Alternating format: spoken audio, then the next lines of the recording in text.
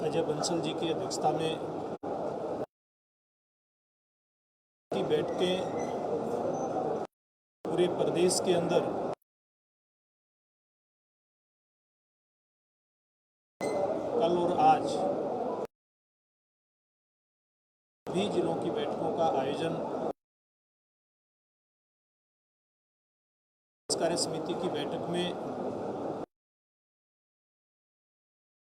बनी थी वो इन जिला कार्य समिति के माध्यम से क्रियान्वयन हो, इस मकसद से कि जिला की बैठकों में चाहे डॉक्टर 6 जुलाई तक लिया हो या 21 जून विश्व योग दिवस हो या फिर कोरोना महामारी पैदा हुई थी, उसमें भारतीय जनता पार्टी के कार्यकर्ताओं के माध्यम से जिले भर में किए गए हो, ऐसे सब कामों की चर्चा भी आज की बैठक में आई है। और सब मंडल अध्यक्षों ने बड़े जोश के साथ अपने अपने मंडल में अपने अपने गांव और शहर के वार्ड में जो सेवा के काम की उनकी चर्चा की। इसके बाद एक राजनीतिक प्रस्ताव भी आज की किया गया है और अभी आगामी विषयों के ऊपर चर्चा आज की हमारी बैठक में जो समसामयिक विषय हैं, जो हमारे प्रदेश की राजनीतिक स्थितियां हैं, उसमें अगर हम खास करके बात करें तो देश के अंदर नरेंद्र मोदी जी के नेतृत्व में जो हमारी सरकार ने और हरियाणा में मुख्यमंत्री मनोहर लाल जी के नेतृत्व में कोरोना जैसी वैश्विक महामारी के कारण से बने विपरीत हालातों में भी जिस प्रकार से देश और प्रदेश का नेतृत्व किया है, इस प्रस्ताव में इस बात की चर्चा की गई है। हरियाणा सरकार ने खास करके जो विकास के काम मुख्यमंत्री मनोहर लाल जी के नेतृत्व में पूर्व के कार्यकाल में, इस कार्यकाल में 600 दिन से ज़्यादा का जो कार्यकाल पूरा हुआ है, इसमें जो विकास के काम हुए हैं उनकी चर्चा राजनीतिक प्रस्ताव में आई है। और अन्य विषय, चाहे वो किसान आंदोलन की बात हो, इस प्रकार के विषय भी राजनीतिक प्रस्ताव में चर्चा हेतु आए। बराला जी, जिस तरह के हालात स्टेट में हैं, बीजेपी का कार्यकर्ता कब तक पुलिस के साए में लोगों के बीच जाएगा और छुप छुप के आप लोग कब तक अपने कार्यक्रम करते रहोगे? क्योंकि ये सिर्फ हरियाणा में देखने को मिल रहा है कि आप लोगों को कार्यक्रम छोड़ के भागना पड़ रहा है। देखिए, हमारा देश दुनिया का सबसे बड़ा लोकतांत्रिक देश है और हमारे देश में पूर्व में जो सरकारें राज करती रही, आंदोलन उनके राज में भी होते जो है, जिसमें सबको अपनी बात कहने का अधिकार है। इस बात के चलते कोई भी संगठन आकर के अपनी बात कहे उसको छूट है। इसलिए ये सारी रियायतें, चाहे आप दिल्ली की बात करें या हरियाणा प्रदेश की बात करें, हमारी सरकारों के द्वारा दी गई हैं। बड़ा दिल दिखाया गया है, वरना तो आप सब लोग जानते हैं हरियाणा प्रदेश में भारतीय जनता पार्टी की सरकार को छोड़ करके ऐसी जितनी भी सरकारें रहीं, किसानों ने चाहे बिजली के लिए आंदोलन किए, चाहे पानी के लिए आंदोलन किए या अपनी फसल का भाव लेने के लिए आंदोलन किए, हर आंदोलन के अंदर लाठियां चली, गोलियां चली। लेकिन हमारी सरकार के समय में बहुत संयम से काम लिया गया और ये इसलिए लिया जा रहा है कि हमारे देश का किसान, हमारे देश का मजदूर किसी बात को लेकर के भ्रमित है, उसको भ्रमित किया गया कि जो नए 3 कानून मोदी जी की सरकार ने देश के अंदर किसान की बेहतरी के लिए लागू किए हैं, अगर ये लागू हो जाते हैं तो किसान की ज़मीन चली जाएगी, मंडियाँ ख़त्म हो जाएंगी। ये इस प्रकार का जो भ्रम पैदा किया गया, ये पहली बार नहीं हुआ।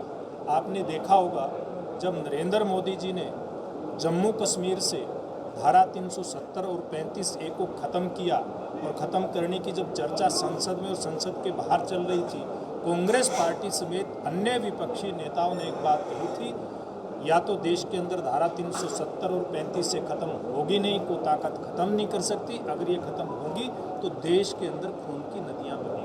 ये बात कही गई।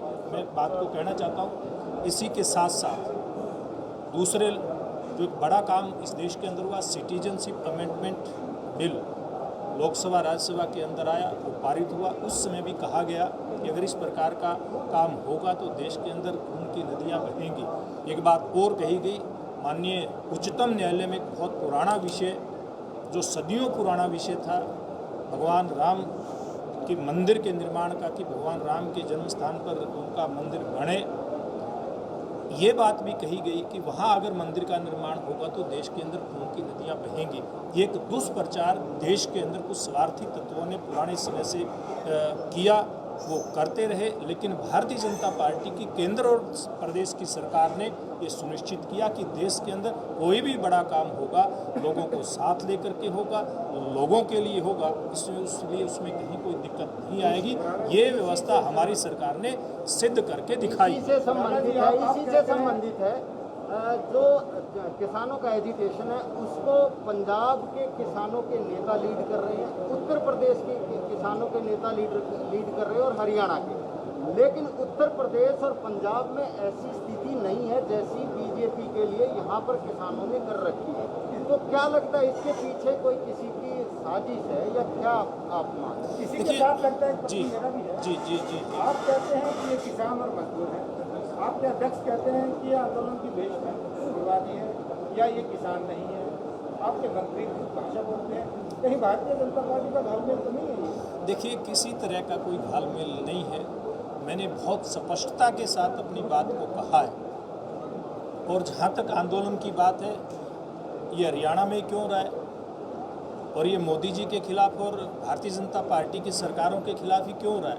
मैं एक बात बताना चाहता हूँ, जितने मुद्दे मैंने बताए, पिछला 5 साल का कार्यकाल, इस साल का हरियाणा सरकार का 1.5 साल का कार्यकाल, केंद्र सरकार का 2 साल का कार्यकाल, एक भी ऐसा समय हमारी सरकार के दौर के अंदर नहीं आया कि कभी किसान मजदूर को, हमारी माताओं बहनों को बिजली के लिए सड़क के ऊपर आना पड़ा हो, पानी के लिए सड़क के ऊपर आना पड़ा हो, कानूनी व्यवस्था के लिए सड़क के ऊपर आना पड़ा हो।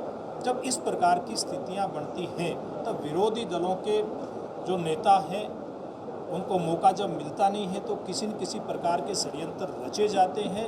और वो षड्यंत्र रच करके किस प्रकार से प्रदेश के अंदर अशांति हो, किस प्रकार से किसान का, आम आदमी सरकार के खिलाफ उग्रता के साथ निकल करके घरों से आए, इस बात का प्रयास किया जाता रहा। लेकिन मैं बधाई देना चाहूँगा हमारे केंद्र सरकार के नेतृत्व को और हरियाणा के मुख्यमंत्री मनोहर लाल जी को कि उन्होंने हर इस प्रकार की स्थिति का बहुत सूझबूझ के साथ काम लिया। और हरियाणा प्रदेश के अंदर अगर इस आंदोलन को हम छोड़ दें, शांति की व्यवस्था हरियाणा प्रदेश के अंदर कायम है।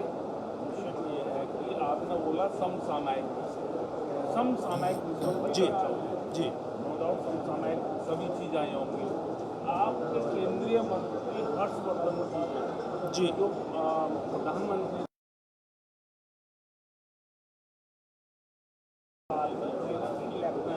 जी जी जी ये आप मानते हैं ना लेफ्टनेस की?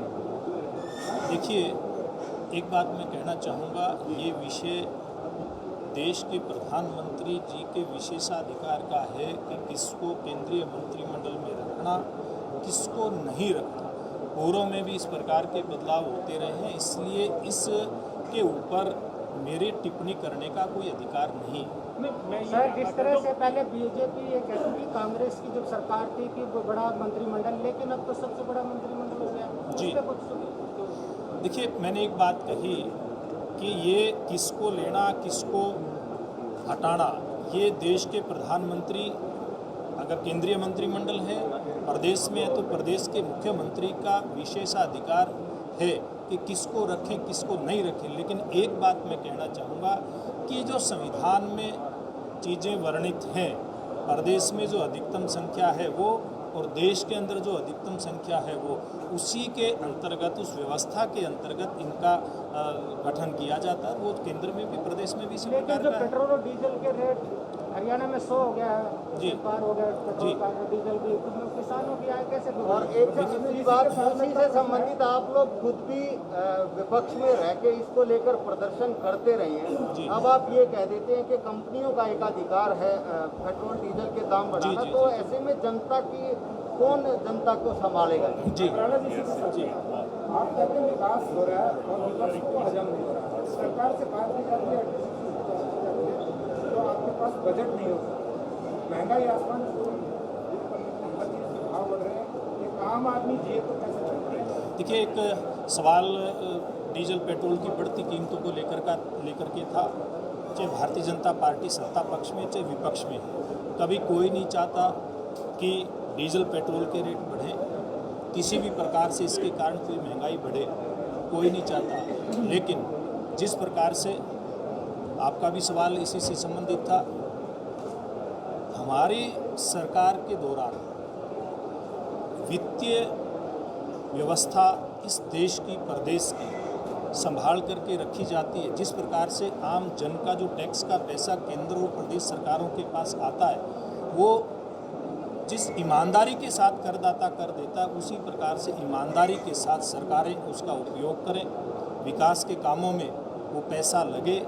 ये प्राथमिकता हमारी देश और प्रदेश की सरकार रहती है। मैं दावे के साथ कह सकता हूँ कि देश और प्रदेश की सरकार में मुख्यमंत्री तो में एक भी इस प्रकार का कोई मौका नहीं आया कि देश की जनता कहे कि हमारे पैसे का कहीं कोई दुरुपयोग हो रहा है। पूरी तरह से सदुपयोग हमारे देश के जो पैसा टैक्स के रूप में आता है उसका हो रहा है। जो पंडित दीनदयाल उपाध्याय जी की एक अंत्योदय की भावना थी, गरीब आदमी का भला किस प्रकार से हो, जितने गरीब कल्याण की योजनाएं जनता के पैसे से इस सरकार के अंदर लागू होती हैं, क्रियान्वित होती हैं, वो पहले कभी नहीं हुई।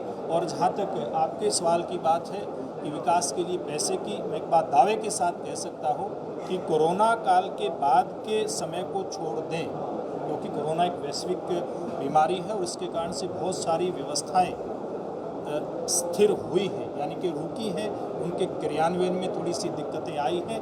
लेकिन इससे पूर्व एक भी ऐसा मौका कहीं कोई नहीं हो सकता कि प्रदेश सरकार की और केंद्र सरकार की योजनाओं के लिए कहीं कोई बजट की दिक्कत आई हो, कहीं कोई उनके क्रियान्वयन में दिक्कत आई हो। बराड़ा साहब, पेट्रोल डीजल पे स्पष्ट बताओ कि दाम कम होंगे और देखिए, ये बात मैं नहीं बता सकता, और ना जिस प्रकार की व्यवस्था है डीजल और पेट्रोल के रेट की वो कोई बता सकता है। मैंने एक बात कही है कि डीजल और पेट्रोल के रेट बढ़ते हुए, चाहे हम सत्ता में हैं चाहे विपक्ष में, किसी को अच्छे लगते नहीं हैं। जनप्रतिनिधि हैं आप, जनप्रतिनिधि हैं, तो क्या, क्योंकि आप बीजेपी के कार्यकर्ता हैं, सरकार पर दबाव बनाकर आप लोग जो प्रदेश सरकार का टैक्स है उसको कम लेने की हिमायत, उसको वापस लेने की हिमायत करेंगे या नहीं करेंगे? देखिए, मैं एक बात कहता हूँ, जितना प्रदेश के लिए व्यवस्था में पैसा चाहिए उतना पैसा आए, ये हर सरकार की प्राथमिकता रहती है।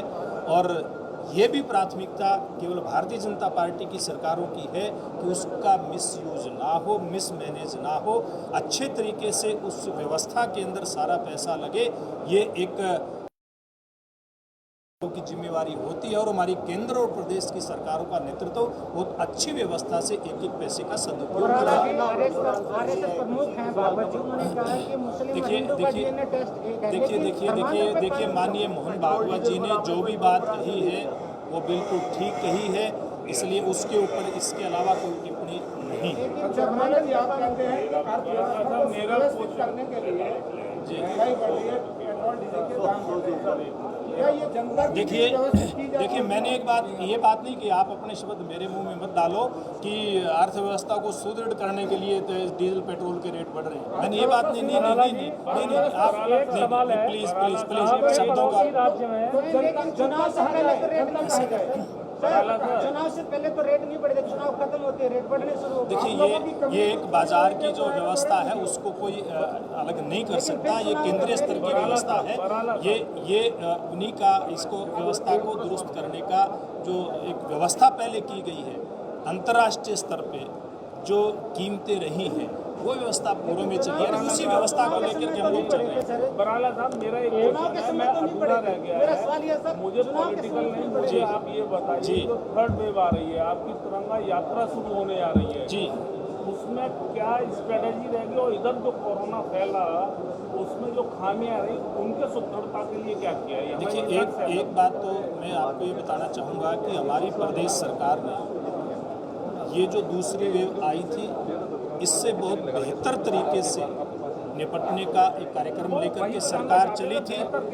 मैं एक बात वही बता रहा हूँ आपको, अगर आप सुनना चाहें तो बहुत अच्छे तरीके से प्रयास किया कि सारी व्यवस्थाएं ठीक प्रकार से चलें। सरकारी तंत्र जहां एक तरफ लगा, दूसरी तरफ भारतीय जनता पार्टी का कार्यकर्ता एक सामाजिक कार्यकर्ता के नाते कैसे लोगों की सेवा करे, वैक्सीनेशन लगवाने से लेकर के उनको दवाइयाँ उपलब्ध करवाना, उनकी टेस्टिंग करवाना, उनका इलाज करवाना, हर व्यवस्था में इन्वॉल्वमेंट हमारे कार्यकर्ताओं ने रखी। और इस अनुभव के आधार पे हमारी केंद्र की सरकार जिस भी प्रकार की योजना बनाएगी, हरियाणा प्रदेश की सरकार उसी प्रकार से 2 लहरों का जो अनुभव आया है, प्रथम और द्वितीय का, उसके आधार पे पुख्ता योजना बना करके चल रही है। मैं एक बात कहता हूँ, मैं एक बात ये कह सकता हूँ आपको कि जिस भी प्रकार के कार्यक्रम होंगे वो स्थितियों के अनुसार होंगे। स्थितियाँ जिस भी प्रकार का कार्यक्रम करने की इजाज़त देंगी वही कार्यक्रम होंगे। बहुत बहुत धन्यवाद आपका, बहुत बहुत धन्यवाद, बहुत बहुत धन्यवाद। जनसंख्या नियंत्रण कानून आ रहा है आपके पुरानी एक क्वेश्चन है, WHO ये कह यूपी रहा है में जनसंख्या नियंत्रण कानून आ रहा है पड़ोसी राज्य में।